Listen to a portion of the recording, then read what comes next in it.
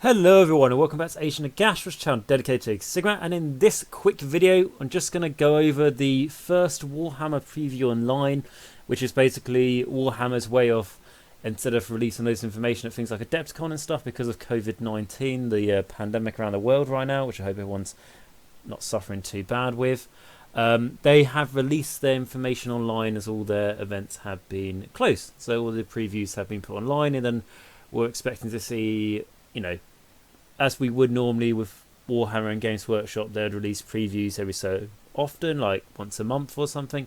We'll see that all done online rather than at events.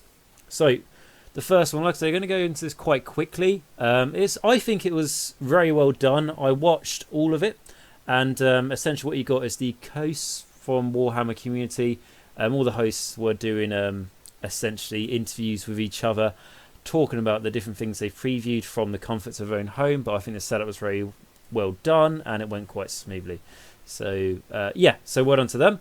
And what we've got is they release, basically they'd talk about something and then they'd go away for 5 minutes and they'd come back and then they'll talk about something else. So the first thing they talked about is a new like TV show, if you like, anime, that's coming out for Warhammer, and it's called Hammer and Bolter. Now, I haven't really read too much of all of this, but just going from what they have said, essentially it looks a bit like sort of an Inquisitor, if I can actually get that right. Inquisition, there we go, if I can get the word right, as all this is basically being live recorded, so I can't edit it. And essentially what this is, looks like, it's all about assassins and all that sort of thing. As if the Angels of Death, which is that other animated series that's coming out about the Blood Angels, I believe, which is very much, I think, looks like Blood Angels versus Gene Stealers and Gene Stealer cults. So it looks kind of battle on a larger scale, whereas this looks more sort of, you know, smaller sort of tactical, sneaky Black Ops sort of stuff. Would be quite cool. So I'm just going to play the trailer now.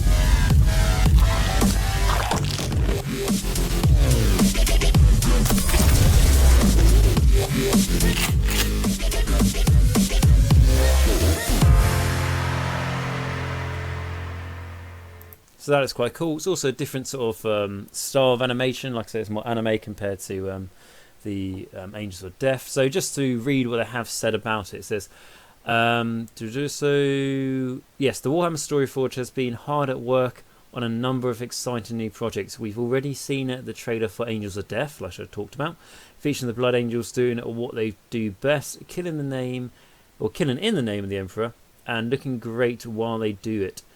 We'll bring you more info on that soon, but now we've got to take our first glimpse at Death's Hand. If you like the shadowy world of the agents of the Imperium, you'll love this. Take a look. So that's the trailer, and then we're working with another world-class animation studio on this project, and as you can see, Death's Hand has a very different style and feel to Angels of Death. This tale is a gory, grim, dark, full of a backstabbing and glacial skullduggery that happens in the unseen corners of the Imperium to maintain the power behind the Golden Throne. Death's Hand is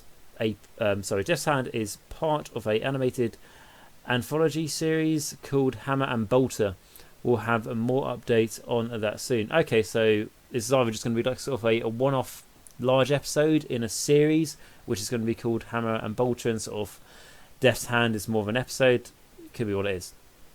So it says, for more on Death's Hand, Angels of Death, and all the other exciting Storyforge projects in the works, not all of which have the word death in the title probably, make sure that you follow the brand new Storyforge Instagram page and sign up to the newsletter. So if you're interested in all the animation stuff and anime and all that sort of thing, definitely check that out on Instagram and get the newsletter for your email. I'll probably be doing that because I think for me the whole Storyforge idea with animations and basically just watching TV of Warhammer, of like TV shows of, you know, the worlds of Warhammer really is really quite cool and different.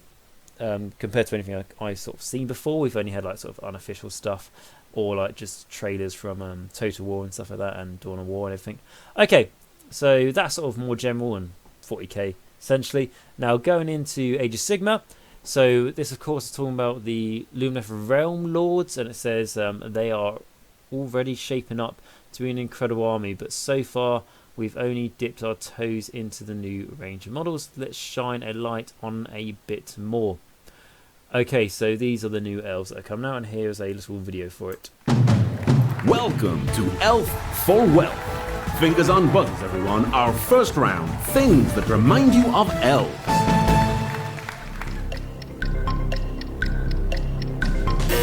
Long spears!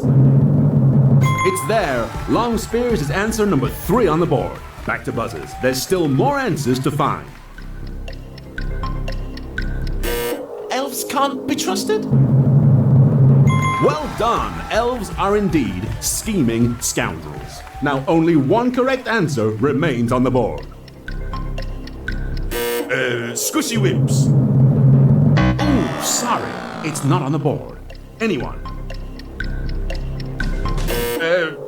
Giant war cow made of rock and armed with a massive hammer. Yes! Giant war cow made of rock and armed with a massive hammer is our top answer.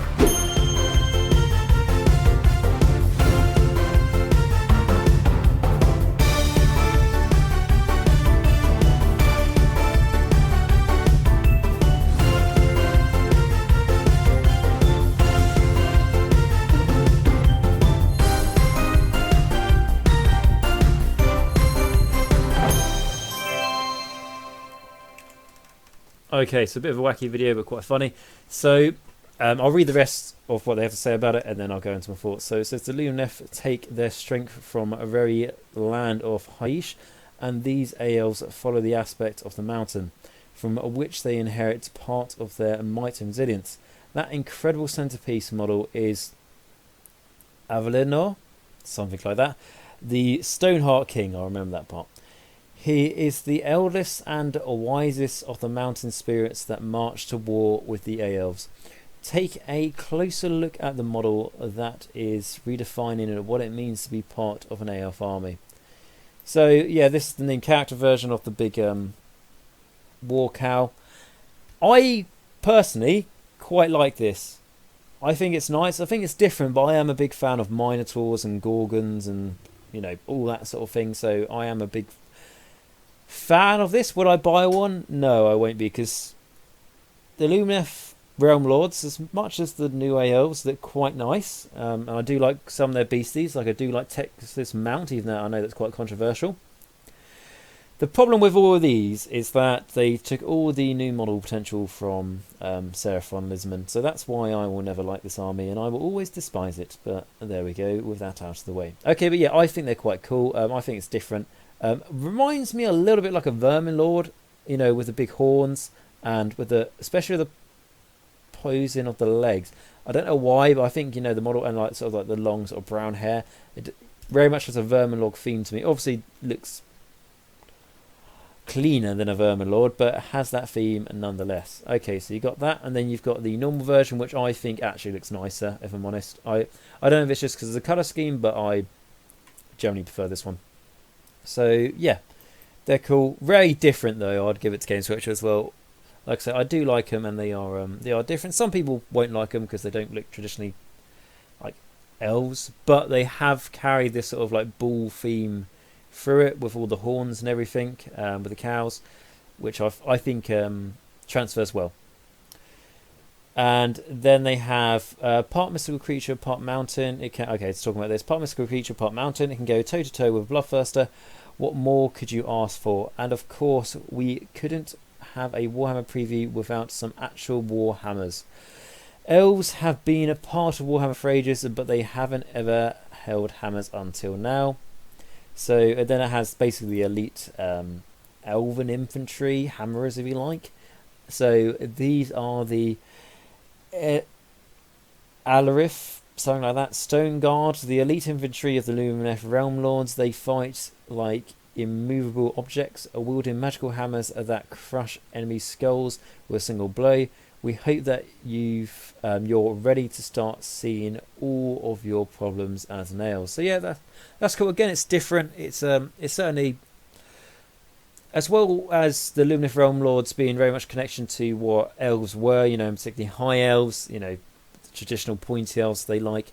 It is also putting the spin on that it is Age of Sigmar, so things are a bit different, for them to be able to copyright and stuff. So, which and things are sizing up. Like look at the size of these helmets; they are absolutely massive. I do very much like the banner iconography and all that, if you call it that, the pictures with the ball there, and it says something about like these guys actually like worship, or maybe not worship, but are really inspired by this big bull that lives on a mountain, that which is not these big bulls. It's just like a large ox, if you like, and it's immortal from aging, but obviously if you stab it in the head it is going to die. But it's just like basically what I thought elves were like. So because of that, these elves think this cow can live forever. So yeah, that's cool. So we'll make these helmets and sell some models. Right, so that's them. It also said, it doesn't really say it here I don't think, but what it said about these as well is that the Lumineth Realm Lords, what makes them sort of different to the other armies in the lore anyway, is that they have a massive connection to their realm. Essentially, in the realm of light, enlightenment is really easy to come by, as you may imagine. So the elves that live there sort of progress technology and civilization to a peak that almost reminds me a little bit like the Eldar, but not quite, because they didn't birth a god. But essentially, they got so powerful that they started making weapons that they didn't need to, but just to say, like, we can make it, so why not? Like mass weapons of destruction. And then inevitably, because they got so powerful, a bit like the human race really, you have to start fighting each other every once in a while. So a massive colossal war happened. Loads of elves died. That's why a lot of high issues in ruins. But when the elves sort of like realised we shouldn't be fighting each other, this is stupid, because everything else that's going on. I mean, was that in the age of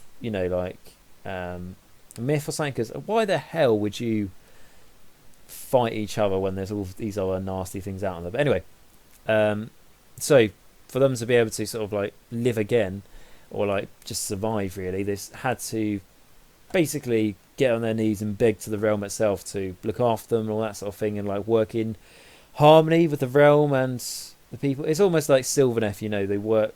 Sylvaneth always are the realm of life. I know Nurgle's in there, but you see where I'm coming from. The Sylvaneth are what they are like to guy around in the realm of life. The Lumineth Realm Lords are like that to Haisha itself.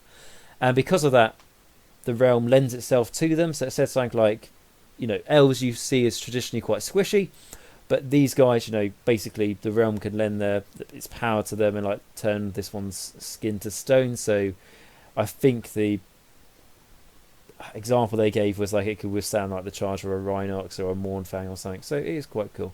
But yes, that's the realm of Lumineth Realm Lords. Let's try and get my words right. Like I said, I'm trying to cover this quite quickly, so get out to you guys as soon as possible. But yeah, I'm happy with the releases they got for them, apart from I'm not happy that they got releases and Seraphon didn't. So yeah, I wanted my Lisman, so I'm always going to be sour to these guys. But anyway, so then we go on to Middle-earth, which is always cool. I don't play the game, but I always do like when they get new stuff, because they don't get a lot of new stuff, so it's cool. And it is my favourite trilogy of all time, The Lord of the Rings and The Hobbit. The Hobbit was alright.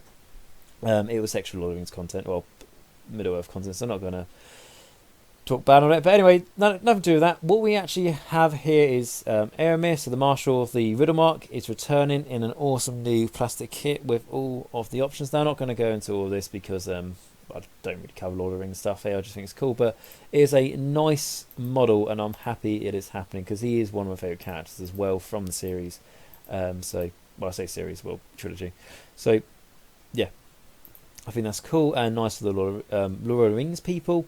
And, well, what's it called? The Middle-earth strategy battle game? Yeah, that's why I was mixing up my words. I'm not too sure what they call it these days, because it was called The Hobbit for a while. But no, that's cool. And, yeah, Charge the Rohirrim, I think. So then we have Psychic Awakening, and then we have Fabius Bile, which I'm not going to go into the video and stuff here because I don't really cover much for 40k and everything. But essentially, Fabius Bile, who is like a going to really butcher the lore here, but essentially is a very clever inventor for chaos, and he will come up with lots of ways to sort of keep the chaos legions up and running despite how old they are. So this is the old model, and now he's going to get a new model. So if I scroll down, you'll see the new model come. So yep, that is the new model there appearing, which it's just an updated model. Yeah, it's cool, it's interesting. He was Emperor's Children, which is as I've got a Sinesh army, kind of interested in that. However, I am full Imperium in 40k, so you know, Chaos Scum can all die. So yes, that was that. And then something for me a bit more interesting. So we've got WarCry. Finally, we have got the Scions of the Flame, which are something that was like teased is the word I'm looking for. So yeah, something that was teased in the first WarCry rulebook, I believe, and then it's been absolutely ages since then. And we got the ever what's it, the not the Ever Chosen, what are they called, the the warband that looked like the Ever Chosen. Spire Tyrants, that's it. We got the Spire Tyrants came out a little time ago, and then I was like, where the hell are these coming out? Because these are the ones I was quite excited for. But now they are here, and I'll stop rambling on, and let's actually watch the trailer for them.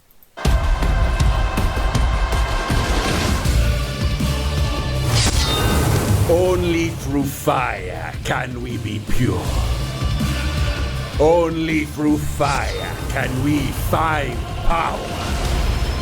Only through fire can the realms be cleansed. Unleash the flame within. Okay, so I am a big fan of these guys. I think their aesthetic's really cool, very different as well.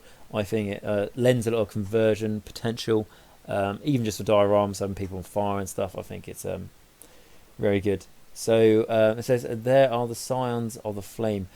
And a new Chaos Warband, and just in case it's not immediately obvious, they like fire, and they really like fire. One of them is even on fire, which we can see here. And essentially they worship chaos, because obviously all the warbands and Slaves of Darkness in general worship chaos in different ways, and they worship as the massive flames around like Ashi in the realm of fire, and they believe it will one day engulf all the realms in everlasting fire, really. Eternal fire is probably a better way to describe it. So yeah, I think they're cool. Yeah, I mean, I think they're quite cool for. I don't really play D&D, but I think you could use them for that. I think they have a lot of character, these, and they all look quite different. I'd say if you compare them to Pluck and Slank out of thin air, like the Iron Golems, they didn't all look the same, but they look more similar than these guys look to each other, I think. It's quite, I mean, like for example, I'd say that one and that one are the closest looking ones. So yeah, I'm a big fan of that. And then the Horus Heresy. So we have the lion coming, I believe. So we'll just have a quick look at that.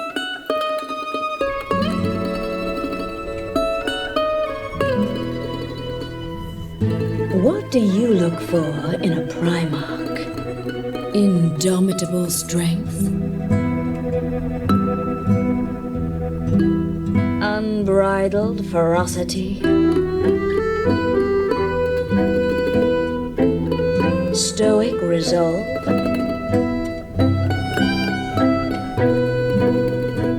angelic features.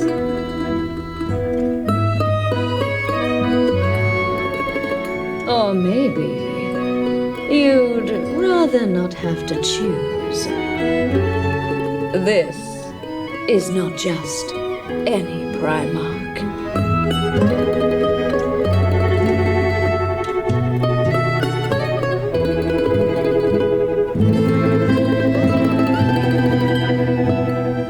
This is the first Primarch.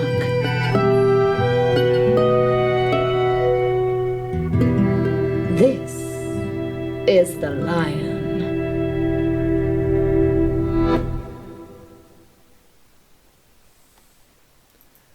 So yes, that's the Primarch for the Dark Angels as far as I'm aware. So that's cool.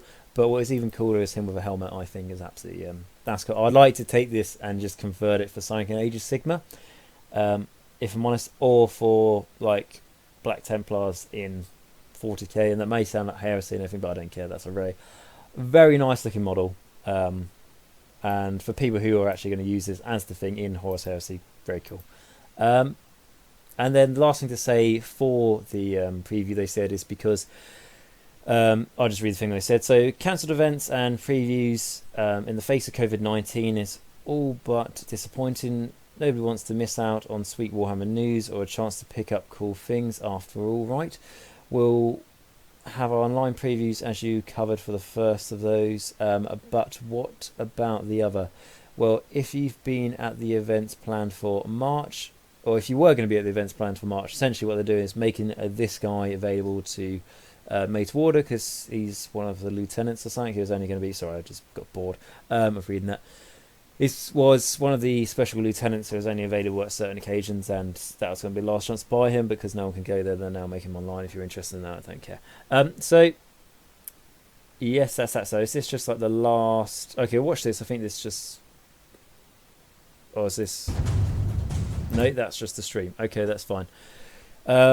So it says, that's it for our first Warhammer preview online. Thank you so much for joining us. Our next one will be the 4th of April, so not long at all. It's only a week. So making note in your diary. I'll say a week, actually. Let's see, when is that, a week? Yeah, it's a week, actually, next Saturday. Main note in your diaries, all that sort of thing. Keep up to date on all their Facebook pages, blah, blah, blah, blah, and Warhammer community. So, yeah, that's it. Very, very quick review here, but that's all this is. Just to sort of, in case you guys weren't aware. But I think they had like around like 40,000 people watching on their stream, they said, when I was watching it. So that's cool. It shows how many people are interested. And, yeah, I hope you see something here that you like. And if you didn't, hopefully next time. And if you're like me and you wish that we were getting Seraphim models instead of Lumineth models, I feel for you. But anyway, okay, guys. So thank you very much for watching this. And... yeah, just very off the cuff video, which I understand that quality's not great, but I just wanted to sort of talk through what I got. And obviously I just played Call of Duty Warzone and came second on the solo thing, and I was very close to winning, but I was a bit annoyed, so I needed something to take my mind off things. Anyway, like I say, thank you very much for watching. If you did enjoy the video, like, subscribe and comment down below. Feel free to check out all my other videos. And remember, until next time, Nagash is all, and all is one in Nagash.